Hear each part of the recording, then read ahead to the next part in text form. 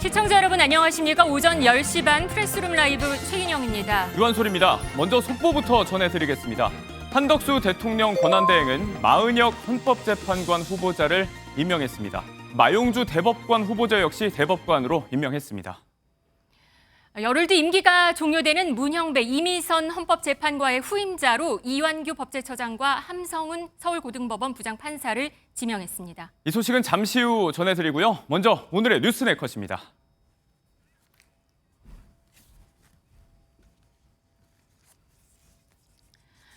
네, 어젯밤 트럼프 대통령은 중국에 50% 추가 관세를 매길 수 있다고 협박했습니다. 이렇게 되면 미국에서 아이폰은 500만 원까지 갈 수도 있습니다. 청와대 민간 개방, 올봄이 마지막이 될까요? 윤 전 대통령 관저 퇴거도 자꾸만 미뤄지고 있습니다. 조기에 대해선 일자가 6월 3일로 확정됐습니다. 이렇게 되면 임시 공휴일로 지정됩니다. 학시! 단 두 글자로 안방을 뜨겁게 달구고 있는 남자가 있죠. 네, 뜨거운 연예계 소식도 짚어봅니다.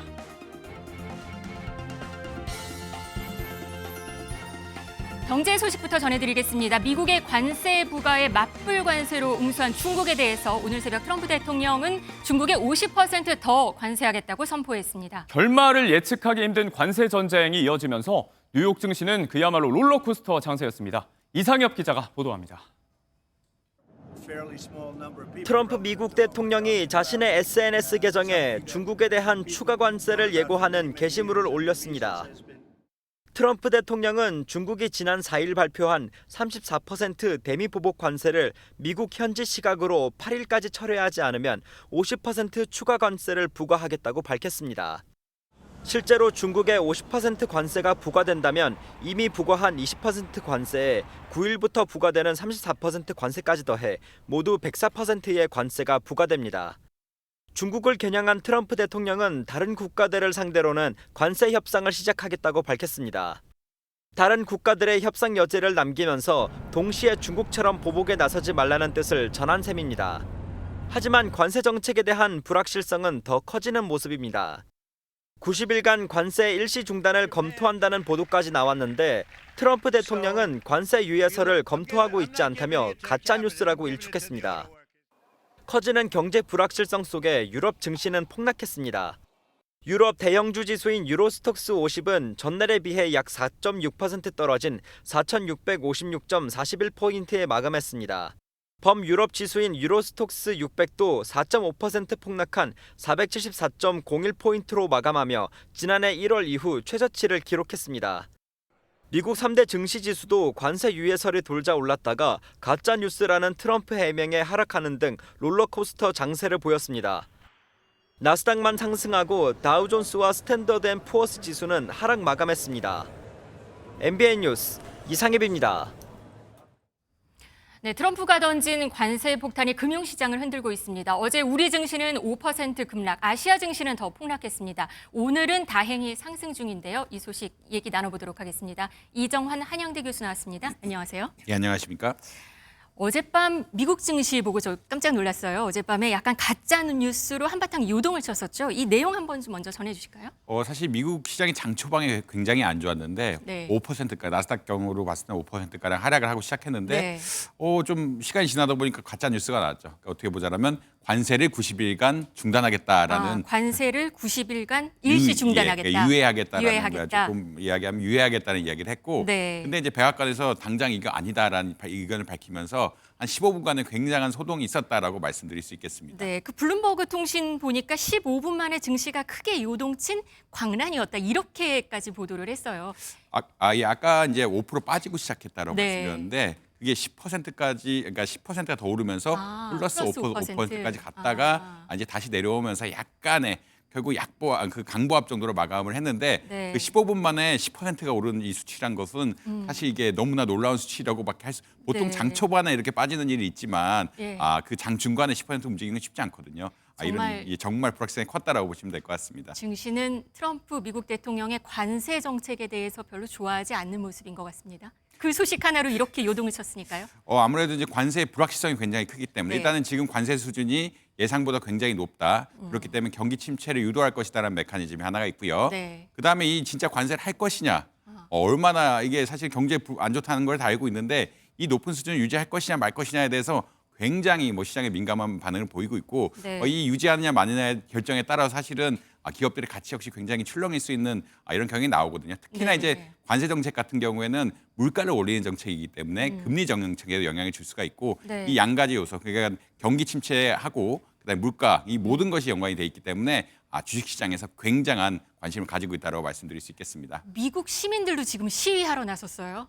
아무래도 미국은 좀 연금 제도랑 우리랑 다른 게 네. 개인들이 주식 투자를 굉장히 많이 합니다. 그러니까 ETF 같은 것들 연금 계좌에 많이 들어가고 있는데 네. 그게 10% 날아갔다는 이야기는 자기의 미래의 연금이 10% 날아갔다는 이야기란 1경원 가까이 날아갔다는 얘기가 있었어요. 예, 총 시가 총액 그러니까 네. 미국의 자산 규모로 보면 1경원 가량 날아갔다고 보시면 될 것 같고 네. 그 미국의 흔히 말하는 연금을 가진 사람들은 분노에 찰 수밖에 없는 이런 상황이다라고 보시면 될 것 같습니다. 내 주식을 떨어뜨리게 하고 나의 노후의 자금이 빠지니까 앞으로 나간 거군요. 이게 지금 전 세계 경제를 전부 다 흔들고 있는 모습입니다. 어제는 우리 증시, 아시아 증시 모두 다 급락했습니다. 오늘은 다행히 오르고는 있는데요. 이건 어떻게 글로벌리 다 문제가 되는 건가요? 사실 이제 최근 이야기까지 미국의 경기 침체였는데 네. 트럼프의 관세 정책이 나오고 나니까 골드만삭스라든지 투자은행들이 글로벌 경기 침체를 이야기하고 있거든요. 네. 전 세계 교역망 자체를 흔들고 공급망 구조로 바뀌다 보니까 또 미국이 수요가 위축이 되고 중국과 관세 정쟁이 일어난다 그러면 미중 모두 경기가 흔들리다 보니까 또 네. EU 역시 좋지 않은 상황이라 이 관세발 폭탄이 미국에만 국한되는 것이 아니라 전 세계로 확장된다라고 생각을 하고 있고 네. 이렇게 확장되는 상황에서는 전 세계 주가가 또 내려갈 수밖에 없는 상황이고 네. 이것들을 각국이 어떻게 대처하느냐가 또 중요해질 수밖에 없는 상황이다라고 보시면 될 것 같습니다. 네, 어젯밤 트럼프 대통령이 말한 것 중에 하나가 중국에 아예 50% 관세를 더 추가로 물리겠다고 했어요. 근데 지금까지 나온 관세도 적지가 않은데 그러면 100%가 넘는다.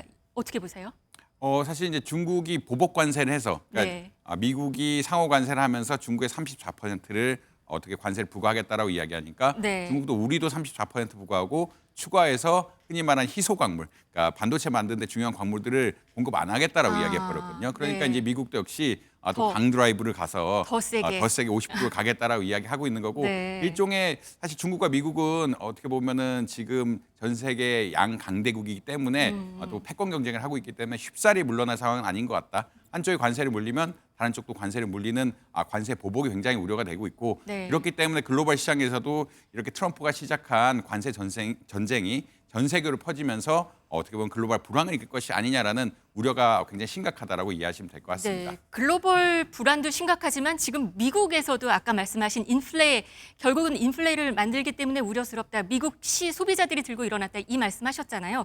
보니까 미국에서 파는 아이폰이 500만 원까지 갈 수 있다는 얘기가 있어요. 이렇게 관세가 붙어지면은.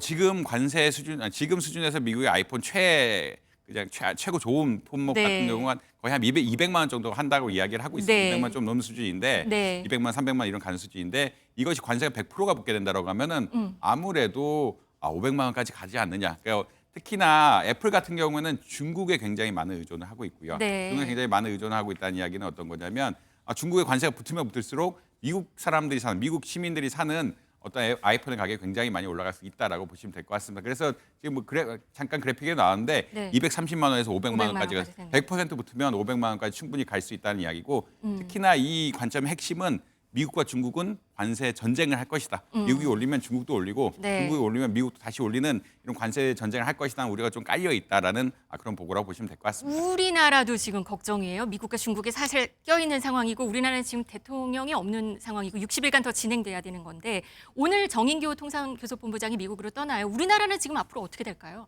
사실 우리나라 이제 전략 자체는 좀 천천히 가는 전략을 해야 된다. 아무래도 첫 번째 이슈는 정치적으로 리더십이 없는 것들이 하나가 있고 결정을 조금 미뤄야 되는 상황들이고요. 최근에 이제 베트남이 한번 자기네 관세를 내리겠다라고 이야기했는데 네. 미국이 또 시큰둥한 반응을 보였거든요. 그런 이야기는 어떤 거냐면 자기네들 우리가 가진 패라고 이야기하죠. 우리가 줄 것들을 자꾸 보여주면 보여줄수록 미국들이 이렇게 많은 것이 있네 하면서 초반에는 잘 안 내려줄 것 같다라는 의견들이 많고 다른 나라의 답안지도 좀 보면서 해야 된다. 아마 이런 장기적인 관점을 가지고 우리가 줄 것들이 어떤 거 있는지 하나씩 본부장님도 가서 이야기하지 않을까라는 추론들이 많다. 미국의 받을 것들은 제공을 해야 되는데 네. 그것들을 조금씩 제시하면서 우리가 가질 수 있는 부분들 그리고 다른 나라와의 어떤 관계들, 우리 협력 관계들 같은 것들 구축하고 흔히 말하는 답안지라고 이야기하죠. 네. 답안지를 좀 보면서 우리도 관세에 대응하지 않을까 이렇게 생각을 하고 있습니다. 네, 경제 충격도 잘 버텨야 될 것 같습니다. 지금까지 이정환 교수였습니다. 고맙습니다.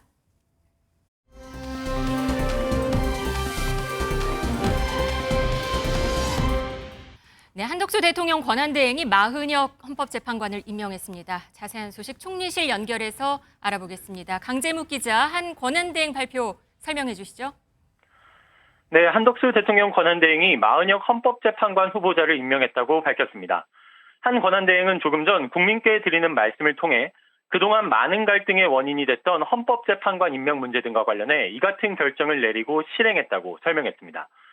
아울러 대법원장 제청과 국회 동의 과정을 모두 마친 마영주 대법관 후보자를 임명했다고 덧붙였습니다.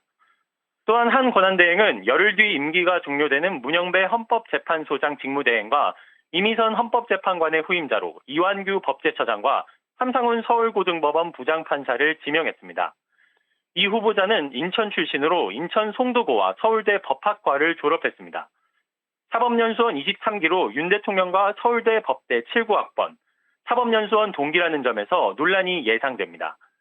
한 부장판사는 1992년 사법연수원을 수료했고 서울행정법원 수석 부장판사를 역임하는 등 엘리트 법관으로 꼽힙니다. 한 권한대행은 임기 종료 재판관에 대한 후임자 지명 결정은 경제부총리에 대한 탄핵안이 언제든 국회 본회의에서 의결될 수 있는 상태로 국회 법사위에 계류 중이라는 점을 고려했다고 설명했습니다. 그러면서 이런 상황에서 또다시 헌재 결혼 사태가 반복돼 헌재 결정이 지연될 경우 대선 관리 및 필수 추경 준비 등의 심대한 차질이 불가피하다고 설명했습니다. 한 권한대행은 오늘 자신이 내린 결정은 그동안 여야는 물론 법률가, 언론인 등 수많은 분의 의견을 듣고 숙고한 결과라고 강조했습니다. 지금까지 총리실에서 전해드렸습니다.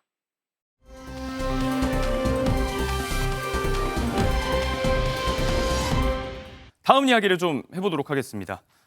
지난 주말부터 국민의힘 지도부와 정치인들이 관저에서 만난 사실도 알려지고 있고요. 대통령 파면이 며칠 됐습니다만 아직까지 관저 퇴거가 좀 미뤄지고 있습니다. 그 전 정권이 임기가 끝나기도 전에 이번 정권이 들어서면서 청와대를 좀 비우라 이런 이야기도 있었거든요. 먼저 그 영상을 보고 나서 이야기 이어가도록 하겠습니다. 안타깝습니다. 문재인 대통령이 가장 대표적인 정권 인수인계 업무의 필수 사항에 대해서 협조를 거부하신다면 강제할 방법이 없습니다. 여러분 고맙습니다. 다시 출마할까요? 이렇게 많은 분들이 저의 퇴근을 축하해 주니 저는 정말 행복합니다. 여러분, 성공한 대통령이었습니까? 감사합니다. 성공한 전임 대통령이 되도록 도와주십시오.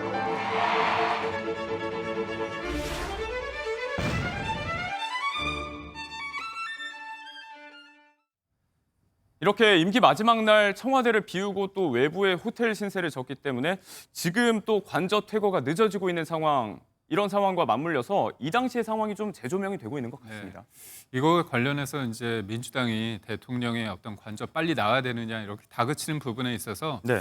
저는 좀 기다리셔도 되지 않을까 싶습니다. 기다리셔도 된다. 왜냐하면 대통령은 헌재 결정에 대해서 파면이 됐습니다. 파면이 된 상태에서 임기 5년을 채우지 못한 상태에서 떠나야 되는 입장 아닙니까? 그리고 문재인 전 대통령은 대선에서 민주당이 졌기 때문에 정권 교체를 당해서 떠나야겠지만 임기를 다 끝내고 떠나는 상황입니다. 그때 그리고 당시에 당선인 대변인이었던 김은혜 의원이 얘기를 했을 때 그거는 뭐였냐면 문재인 전 대통령 관련해서 빨리 나와달라 그렇게 요청드린 이유는 뭐냐면 네. 국민과의 약속 속에서 우리가 청와대를 국민께 돌려드리지 않았습니까?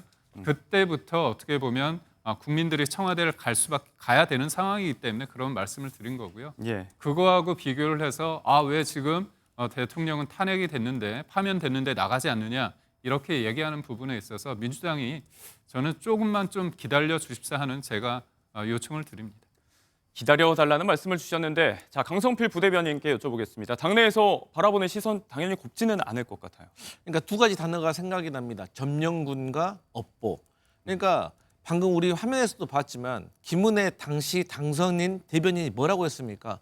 빨리 나가라고 재촉을 했지 않습니까? 그런 상황이 있었죠. 다 업보가 된 겁니다. 그렇기 때문에 정치인의 어떤 말과 행동은 부메랑에 대해서 돌아올 수가 있다. 그런 면에 있어서 저희 민주당도 많이 신중해야 된다는 점에 대해서는 저도 인정을 합니다. 하지만 당시에 너무 점령군처럼 행세를 한 거예요. 그렇기 때문에 저는 그 지금의 윤석열 전 대통령에게 따가운 시선과 부정적인 시선이 있는 것은 어쩔 수 없기 때문에 본인이 조금 감수를 하셔야 될 부분이다. 저는 그렇게 생각을 하고요. 어쨌든 간에 이게 국민 혈세로 지금 관저도 운영이 되고 있는 겁니다. 예. 그렇기 때문에 어쨌든 물리적으로 최소한의 시간이 걸리는 거는 양해를 해야겠지만 최대한 본인들도 빨리 나가시려고 노력을 하셔야 된다고 말씀드리고 싶고 마지막으로 저는 윤석열 대통령들의 참모가 상당히 문제가 있다고 생각을 해요. 참모진의 문제다. 제가 보좌관 생활을 오래 했지만 우리 보좌관들은 항상 모든 상황에 대비를 하는 거거든요. 그러니까 탄핵이 되느냐 안 되느냐 모든 두 가지의 상황을 시나리오로 상정해 놓고 거기에 맞게 바로 행동할 수 있도록 준비를 해야 되는데 저건 제대로 된 준비가 안 된 것이죠. 그래서 저런 면에 있어서는 국민들에게 지적을 받을 수밖에 없는 상황이다. 이런 말씀 드립니다. 빠르게 옮기고 싶어도 지금 옮겨야 하는 서초동 사저의 경호 문제가 계속해서 제기가 되고 있습니다. 아무래도 이제 공동주택이다 보니까 여건상 쉽지 않은 부분이 있을 것 같고 자, 이 사정에 밝은 것으로 알려진 박관천 전 청와대 행정관이 여기에 대해서 조금 구체적으로 이야기를 했는데요. 잠시 발언 듣고 오겠습니다. 아크로비스타는 공동주택이지 않습니까? 뭐 경호 취약점도 많고 여러 가지 문제가 있습니다. 일단은 전직 대통령은 한 담장 한 울타리 안에 대통령이 머무르시는 곳과 경호동이 같이 있어야 됩니다. 경호 CP라는 곳이 설치가 돼야 돼요. 그런 조건이 공동주택에서 되게 상당히 어렵죠. 바로 옆집을 갖다가 CP로 사용하면서 경호원들이 바로 들어갈 수 있게끔요. 그렇게 해야 되는데 그게 옆집에서 그걸 갖다가 허용해 줄지 저는 그게 참 의문입니다. 그때는 이제 경호 CP를 밑에 그 코바나 컨텐츠 아크로비스타 지하에 있는 코바나 컨텐츠 CP를 두고 그때도 대통령 당선이 시절이었지 않습니까? 그러니까 인근 주민들이 많이 좀 양해를 해줬어요. 그러니까 엘리베이터도 독립 엘리베이터 사용해야 돼요. 근데 그때 당시는 이제 당선인 신분이니까 환영하는 의미니까 지금 그런 분위기일까 하는 게 좀 아니다는 그런 말이 들립니다. 빨리 나가고 싶어 한대요? 네, 빨리 좀 이동하고 싶은 건 있을 건데 무조건 쪼은다고 될 일이 아닙니다. 그러면 직원들은 더 불만을 일으키고 이상한 말까지 막 밖에 사고 다니는 거죠. 그래요? 참 제가 이거는 방송에서는 말씀 못 드리겠습니다. 참 참담해가지고. 김건희 여사가 빨리 한남동 관제에서 나가고 싶어 한다. 예. 다그친다. 예. 이런 얘기가 들린다는 말씀이신가요? 그렇죠. 그러면 나가서 아크로비스타 가겠다는 얘기예요? 그렇죠. 결국? 본인은 전직 영부인입니다. 네. 그렇기 때문에 여러 가지 절차가 있고 또 가서도 또 해야 될 일이 있거든요. 네. 무조건 그냥 어떻게 다른 어떤 일반 민간인들이 이사하는 거하고 포장해서 불러서 이사하는 거하고는 천지 차이죠. 자, 말씀대로 이제 빨리 나가고 싶어도 나갈 수가 없는 상황이 연출이 되고 있는 것 같습니다. 임기 초반에는 어느 정도 주민들의 양해를 구해서 전용 엘리베이터도 좀 사용할 수가 있고 이런 여건이 있었는데 지금은 여러모로 현실적인 어려움이 있다는 얘기로 들려요. 맞습니다. 그렇기 때문에 민주당에서는 빨리 나가길 원하지만 또 김건희 전 여사 같은 경우도 빨리 가고 싶지만 경호상 여건 때문에 힘든 게 사실 아닙니까? 그러다 보니까 이제 일부 언론에서는 김건희 여사 전 여사가 이제 쪼은다 이런 표현까지 나오는데요. 예. 제가 볼 때 사실관계는 잘 모르겠습니다. 저것도 이제 전언이기 때문에 어떤 의도에서 저렇게 말씀하신지는 잘 모르겠습니다. 근데 대통령이었던 분에 대해서 경호가 붙지 않습니까? 예. 그 경호라는 건 안전, 신분, 경호상의 그 경호라는 거는 그분의 어떤 신체적인 것도 있지만 그분이 대통령으로서의 1급 비밀을 알고 있습니다. 그런 어떤 국가적인 어떤 여러 가지 상황에 대해서 이분을 경호함으로써 얻게 되는 어떤 이득이 있다는 거죠. 그런 측면에서 한 개인의 윤석열이라는 사람을 경호하는 게 아니라 대통령으로서 국정을 3년 가까이 했던 전 대통령을 경호한다는 측면에서 봐야 될 것 같고요. 무엇보다도 저도 선거 기간 때 많이 갔기 때문에 많은 분들이 계십니다. 그리고 아무래도 윤석열 전 대통령에 대해서 뭔가 항의를 하고자 하는 분들이 또 그쪽에 모였을 때 그런 네. 주변 분들에 대한 어떤 불편을 드릴 수 있는 만큼 그런 부분에 대해서 사전에 그런 가능성을 좀 차단하기 위해서 할 수 있는 것들을 좀 제대로 해야 되고 무엇보다도 안전상 가장 중요하다고 하는 CP라는 곳이 대통령 사저 가까운 곳에 있어야 되지 않습니까? 그런 네. 측면에 대한 어떤 현실적인 고려가 좀 있는 것 같습니다. 파면으로 인해서 전 대통령에 대한 예우는 대부분 이제 받지 못하게 됐지만 전 대통령 경호 문제에 대해서는 우리가 좀 엄중하게 바라볼 측면이 있다라고 말씀을 해주셨습니다.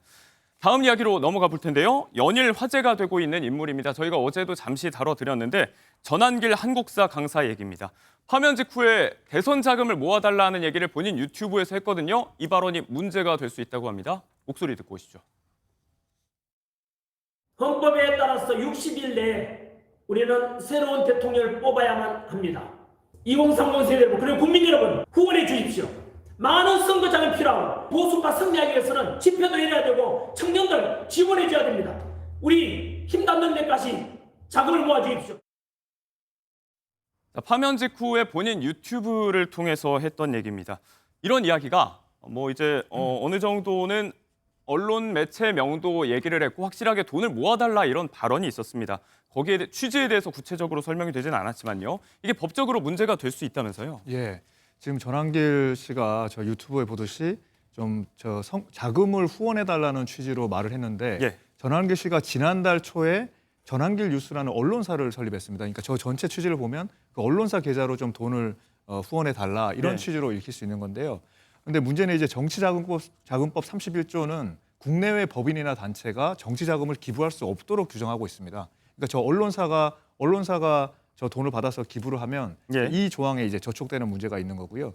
또 기부금품법이라는 법이 있는데요. 여기는 1,000만 원 이상의 기부금품을 모집하려고 그러면 당국에 사전 등록을 해야 되는데 지금 전한길 씨나 저 단체는 사전 등록된 바가 없는 걸로 알려져 있습니다. 알겠습니다. 자, 전 씨의 이후 행보가 계속해서 관심사입니다. 저희가 어제는 헌재 결정에 승복을 했다. 그리고 공무원 관련 카페에서 정치 관련 글 다 내렸다라고 이야기를 했다고 하면서 본업으로 다시 돌아가는 거 아닌가 이런 분석이 있었는데 어제는 또 헌재를 비판하는 얘기가 굉장히 수위 높게 나오기도 했습니다. 본인도 조금 혼란스러운 것 같아요. 아무래도 헌재 결정에 대해서 수용을 해야죠. 당연히 그 이상의 것을 할 수는 없습니다. 다만 헌재 결정에 대한 문제점은 자유민주주의 체제에서 이견은 제시할 수 있는 거 아닙니까? 저 같은 경우도 일사부재이나 아니면 탄핵소추의 어떤 동일성 원칙, 이른바 국회를 통과하기 위해서는 내란죄를 넣었다가 막상 헌재 심판에서는 내란죄를 빼는 부분, 이런 게 사실상 문제가 있는데 대부분 이제 헌재 재판관 중에서 이른바 보수 재판관들이 이거를 보충 의견으로만 문제를 제기했습니다. 사실상 이게 보충 의견이 아니라 소수 의견으로 한다면 사실상 기각이나 각하가 될 여지도 있었거든요. 근데 제가 볼 때는 헌재 재판관들이 어떻게 보면 8대 0이라는 어떤 그런 결정을 통해서 국민이 불연되는 것을 막고자 했던 정치적인 어떤 의도가 좀 있었다고 봅니다. 그거는 존중합니다. 다만 이 헌재 결정에 대해서 대통령의 파면에 이르게 된 상황, 이 상황에 대해서는 아무래도 지금 대통령을 지지했던 사람들의 그런 낙담, 그런 공허함 그런 것들이 있거든요. 그런 부분에 대해서 일정 부분 같이 그런 마음을 같이 한다고 보고요. 무엇보다도 헌재 결정에 따라서 이른바 이제 조기 대선이 있습니다. 그래서 그 실질적인 어떤 조기 대선을 통해서 헌재 결정을 수용하지만 대선을 통해서 윤석열 전 대통령이 얘기했던 부분이나 보수의 가치 그런 부분에 대해서 분명히 국민들로부터 어떤 다시 한번 재평가를 받는 어떤 시간을 갖고자 힘을 모으자는 그런 측면인 것 같습니다. 네, 다음 얘기해보죠. 조기 대선 일자가 확정됐습니다. 6월 3일입니다. 사전투표도 많이 하시는데 사전투표 날은 5월 29일에서 31일로 결정된 것 같습니다. 변호사님 먼저 스케줄 정리 한번 잠깐 하죠. 네, 그 공직선거법에 따르면은 파면으로 그러니까 탄핵으로 이제 탄핵이 확정된 이후에는 60일 안에 대통령 선거가 이루어지게 됩니다. 그리고 50일 전에 그 이제 공고를 해야 됩니다. 그러니까 지금 60일이 아주 촉박한 기간이기 때문에 이제 국무회의를 통해서 뭐 60일 전에 뭐 3일 전, 5일 전에도 할 수 있겠지만 또 그런 게 이제 약간 유불리에 논란도 되고 해서 또 전례가 또 박근혜 대통령의 경우에도 탄핵 이후에 다 60일 딱 맞춰서 이제 했습니다. 그래서 잡은 날이 6월 3일로 공고된 상황입니다. 내일은 이재명 더불어민주당 대표가 대표직을 사퇴하고 대권 행보를 시작을 합니다. 우선 국민의힘 같은 경우는 벌떼 타선으로 맞선다는 말까지 나왔어요. 15명까지 얘기가 나오거든요. 어떻게 보면 지금은 한 15명 되지만 이번 주에 잇따라서 이제 이른바 출사표를 던질 겁니다. 하지만 다음 주 중반 정도 되면 제가 볼 때 4명 정도로 컷오프가 돼서 4명의 후보가 실질적으로 경쟁을 할 텐데요. 네, 지금 그림 보시면 출마 선언을 오늘 했습니다. 이정현 전 새누리당 대표 그리고 오늘 안철수 의원도 했었고요. 출마 가능성이 거론되는 인물들과 출마 예정되는 인물들이 지금 나와 있습니다. 그러니까 저희가 볼 때는 이번 선거는 이재명 대표는 이제 개헌 얘기가 좀 나왔을 때 네. 개헌에 대해서 굉장히 반대하고 있지 않습니까? 지금의 탄핵이 이르게 된 대통령이 파면에 이르게 된 상황이 전적으로 대통령의 어떤 그런 계엄에 대한 얘기보다는 네. 실질적으로 헌재 결정문을 통해서 얘기했습니다. 과연 야당이 탄핵을 남발하고 입법 독주한 부분도 문제를 제기를 했습니다. 그런 측면에 있을 때 제왕적 대통령제 플러스 황제적 어떻게 보면 입법 권력의 충돌이었다 이렇게 얘기를 한다면 이 부분에 대해서 개헌에 대한 논의가 저는 뜨거울 것 같습니다. 그렇다면 한 사람의 제왕적 대통령제를 지키고자 하는 호언 세력의 민주당과 어떻게 보면 국민을 위해서 이번 기회에 개헌을 하고자 하는 어떻게 보면 그 개혁 세력과의 싸움이라고 저는 보고 있기 때문에 개개인의 면도 중요하지만 시대를 관통하는 시대 정신이 무언지에 대해서 국민들은 좀 관심 있게 보지 않을까 생각을 합니다. 강성필 부대변인은 어떻게 생각하시나요? 지금 민주당 이재명 대표에 대한 독주 체제에 대해서도 견제도 있는 것 같습니다.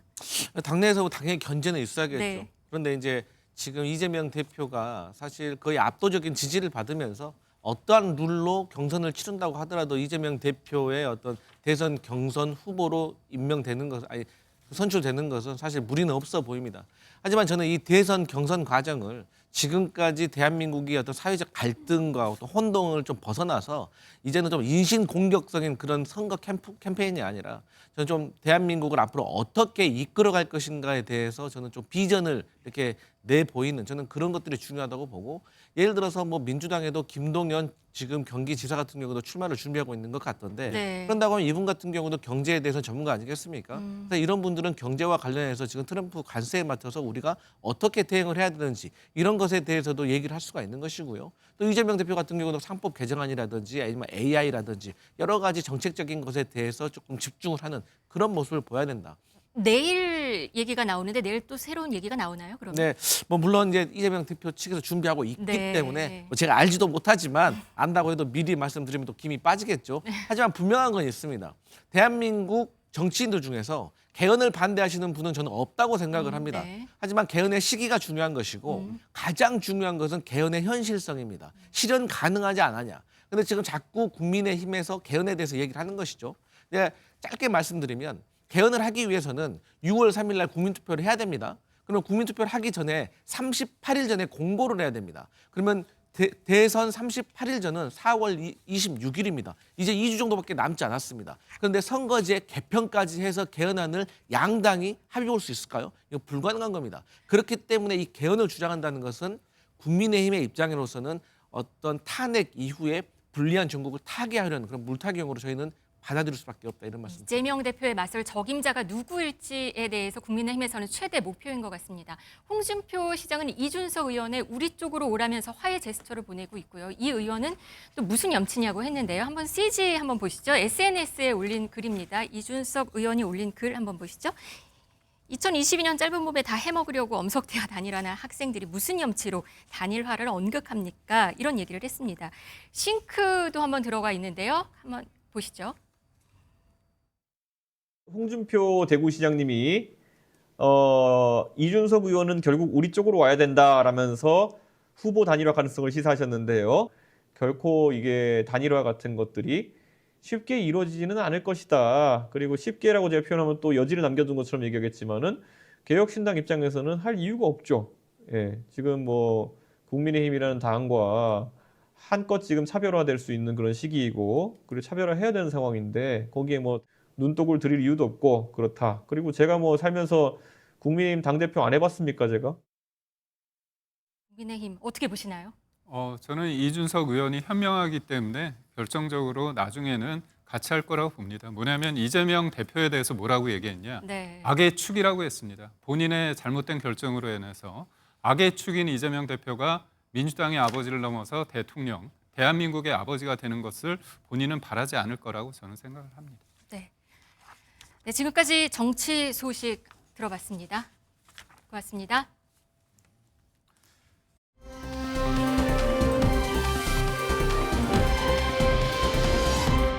설전이 벌어지고 있는 곳은 정치권뿐만이 아닙니다. 우리 일상 속에도 이 갈등과 분열의 여파가 뿌리 깊게 스며들고 있었는데요. 어떤 일이 있었는지 잠시 영상 하나 보시고 이어가겠습니다. 지난해 12월 인천에서 호주 브리번으로 가는 노선을 함께 운항한 대한항공 조종사들이 주먹 다짐을 벌이는 일이 발생했습니다. 이 사건으로 호주 현지 경찰까지 출동했다는데요. 기장 A씨는 현지 병원으로 이송됐고 부기장 B씨 역시 부상을 당했다는데 두 조종사들이 다툼을 벌인 이유는 다름 아닌 윤석열 전 대통령의 탄핵 여부. 정치적 이견으로 대화도 중 감정을 이기지 못해 폭행으로까지 이어졌습니다. 한 팀으로 함께 비행에 나섰던 두 사람이 귀국행에 함께하지 못한 사연. 어찌된 일인지 프레스룸에서 더 자세히 들여다보겠습니다. 우리 주변에서도 흔히 벌어지는 일입니다. 아찔한 상황이 있었던 것 같은데요. 일단 앵글이 지나가 간략하게 또 박진아 아나운서가 정리를 해주셨습니다. 이후에 바로 항공사 측의 징계가 있었다면서요? 네, 맞습니다. 일단 이게 언제 일어난 일이냐면요. 12월 3일 비상계엄이 발령되고 나서 12월 19일에 일어난 일입니다. 예. 인천에서 호주로 갔고 이들이 레이오버 시간에 호텔에서 다툼이 벌어져서 경찰까지 부르는 상황까지 왔었는데요. 레이오버라고 하면 이제 잠시 다음 운항 전에 쉬는 시간을 말하는 거죠? 맞습니다. 항공사 측은 이 레이오버 시간에 승무원들이 다음 비행을 준비하기 위해서 휴식을 취해야 하는데 필수적으로 안전에 유의해야 하는데 이들이 회사의 품위를 떨어뜨렸다, 다툼을 벌였다라고 하면서 이렇게 징계가 내려진 상황입니다. 근데 이제 사규에는 유니폼을 입고 그렇게 하면 문제가 된다는 건데 유니폼을 입지 않고 있었다는 게 관건이라면서요? 맞습니다. 두 사람의 다툼을 벌인 장소가 호텔이었기 때문에 당시 편한 옷차림이었다는 점, 또 기내가 아닌 호텔에서 이 같은 일이 발생했다는 점 등을 선처해달라는 서명 운동이 네. 벌어지기도 하고 있습니다. 지인 술자리나 명절 때마다 우리가 흔히 보는 그런 풍경인데 뭐 정치 얘기하면서 언성 높이고 싸우고 자, 우리 지금 시국에 경종을 좀 울리는 것 같아요. 맞습니다. 현재 누리꾼들은 기장, 부기장 사이에 안전을 위해서 식사 메뉴도 달리하는데 뭐 앞으로는 정치 이념 통일시켜야 하는 거 아닌가, 서로의 생각을 그냥 인정해주고 말면 되지 않을까 싶다라는 등의 반응을 보였습니다. 자, 심리적 내전이라는 이야기도 나오고 있는데 각종 분야에서 참 민감한 시국이고 국민 통합 필요성이 제기되고 있는 상황입니다. 감정적으로 좀 격해지더라도 자중하는 상황이 필요할 것 같고요. 무엇보다 건강한 토론이 그 어떤 이슈에서든 필요하겠습니다.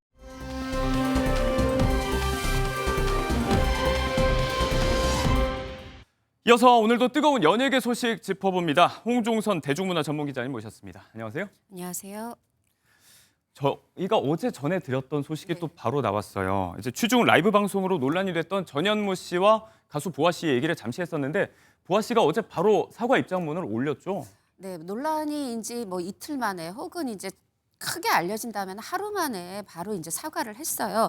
여기서 이제 이 라이브 방송에서 문제가 됐던 건 대략 세 가지입니다. 예? 대중이 보기에 논란 세 가지는 보아 씨가 좀 전현무 씨한테 스킨십이 좀 과하지 않느냐. 두 번째는 발언이 단어 선택이나 이런 게 거칠지 않느냐. 세 번째는 그 자리에 없었던 박나래 씨를 두고 이제 누리꾼이 전현무 씨, 박나래 씨랑 사귀어요 물어봤더니 사귀지 않을 것 같다, 오빠가 아깝다 얘기했던 요 부분, 요 세 가지가 예. 이제 논란이 됐는데 이거에 대해서 이 보아 씨가 정확하게 문제를 인지한 것 같아요. 어떻게 사과를 했냐면 예. 이 경솔한 언행과 발언 또 미성숙한 모습을 보여드려서 불편함을 느끼셨을 모든 분들에게 죄송하다 얘기를 하면서 특히나 곧다 박나래 씨 부분 당사자가 없는 자리에서 이렇게 언급하고 얘기하는 거 결례라고 발언한 그러니까 지적해 주신 부분에 대해서 네. 박나래 씨한테 직접 사과 말씀을 드렸다 그랬더니 너그러이 양해해 주셨다. 이 예. 부분을 밝혔고요.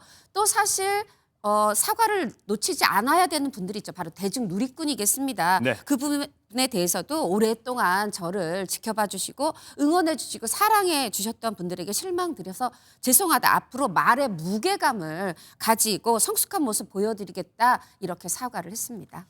말씀하신 포인트들에 대해서 조목조목 사과의 내용이 담겼고 또 누리꾼들에게도 논란이 좀 있습니다만 불편한 감정을 느끼셨을 분들에게도 사과의 말씀을 빼놓지 않았습니다. 자, 하루 만에 이렇게 깔끔하게 사과 입장문이 나왔는데 전현무 씨 측은 별다른 입장이 없죠, 아직은? 아직 없습니다. 사실 그 부분 때문에 이제 보아 씨가 지금 먼저 입장문을 낸 부분에 대해서 그래도 이제 부정적 여론도 있지만 그래도 칭찬의 소리가 있는 이유인데요. 네. 반면하여 이제 전현무 씨는 지금 아직 침묵하고 있어요. 그런데 저는 이건 좀 부적절하다고 생각이 드는 게 부적절하다. 이게 누구의 방송이었느냐? 전현무 씨가 켠 카메라고 전현무 씨가 주체가 되는 라이브 엄밀히 말하면 방송이었거든요. 호스트가 전현무 씨. 네, 그리고 보아 씨는 어떻게 보면 게스트 손님이었어요. 저는 호스트로서 좀 더 책임감 있게 지금 먼저 사과를 했어야 된다. 지금 늦더라도 늦지 않았다. 예. 얼른 사과, 뭐 아니면 상황에 대한 설명, 이런 해명이 좀 필요해 보입니다. 자, 아무튼 이번 논란에 대해서도 설왕설래가 많았고 빠른 보아 씨의 사과 입장문에 대해서 누리꾼들도 반응을 좀 내놨을 것 같아요. 네, 대중들은 논란 발생 이틀 만에 이렇게 사과문을 낸 것을 보고 사과 타이밍 좋았다. 또 박나래 씨에게 직접 사과한 것을 보고 응원의 메시지를 잘한 일이다라면서 응원의 메시지를 보내기도 했는데요. 네. 근데 한편 요즘 술 예능이 너무나도 많이 드러나다 보니까 연예인들이 이렇게 술 마시고 방송하는 거에 대해서 너무 당연시하는 거 아닌가라며 갑론을박이 일기도 했습니다.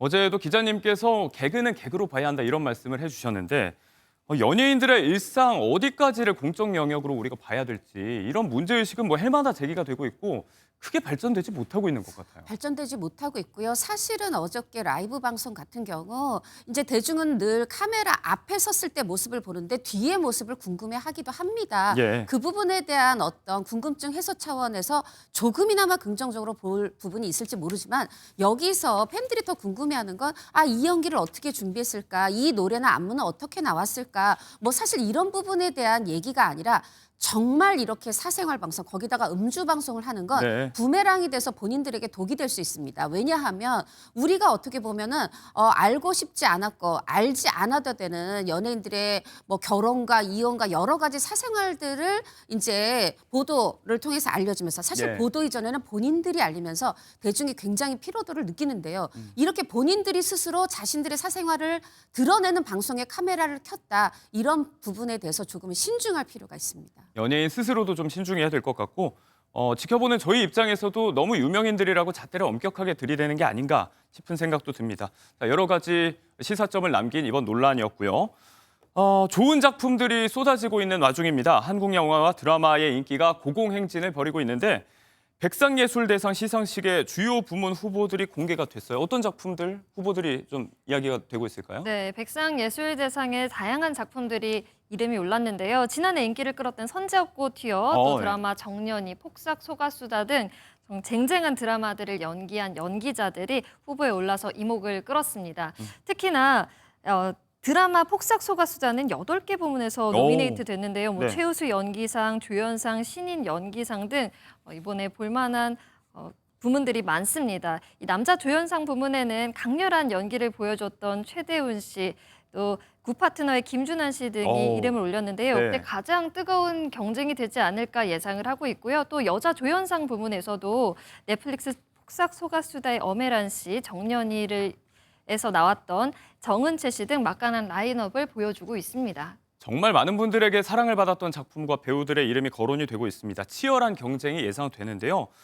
조금 전에도 언급을 해주셨지만 그 가운데서도 최근 제주 열풍을 불러일으키고 있는 폭삭 소가수다 8개 부문에 후보를 배출했어요. 정말 곳곳에 배우들의 이름이 보이고 있거든요. 일단 작품상 당연한 결과일 것 같아요. 작품상 후보에도 올랐고 사실 대사가 너무너무 명대사들이 많았잖아요. 네. 회차마다. 그렇다 보니까 극본상 그리고 이 모든 것을 총괄한 또 김원석 감독 연출상에 있었고 지금 뭐 애순이 관식이는 뭐 아역부터 노역까지 다 올라도 마땅하지만 어떻게 보면 대표적으로 박보검 아이유 씨 올랐고 이제 어린 시절 애순이 김태현 씨가 올랐고 그리고 또 이제 지금 조연상 염혜란 씨가 이 애순이의 엄마의 역할, 이 광래 역할을 했었죠. 1대 잡녀, 이 3대 모녀 중에서 1대 엄마 역할로 1회부터 많은 분들의 눈물을 쏟았어요. 염혜란 예. 씨랑 또 이제 추후에 얘기했지만 부상길 역할의 최대훈 씨가 아. 아주 또 이 부상길이라는 이름까지 캐릭터 알릴 만큼 굉장히 연기를 잘해서 조연상에 올렸고 1에서 총 8개 부문 후보에 이름을 올렸습니다. 연출, 작품, 배우들의 호연 모든 부분에서 호평이 이어지고 있는데 말씀하신 명대사도 굉장히 신드롬이 되고 있어요.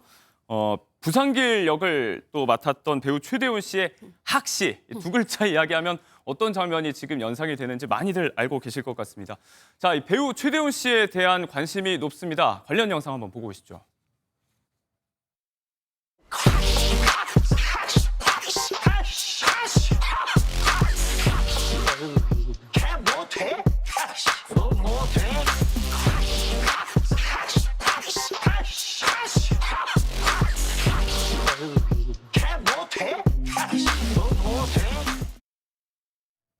자, 지금 들려드린 노래가 어떤 노래인지 궁금하실 텐데 드라마에 나왔던 이 최대훈 배우의 명대사들을 박자에 맞춰서 이렇게 리믹스를 한다고 하죠. 그래서 재생산이 되고 있고 이렇게 밈화의 최전선에 서 있기도 합니다.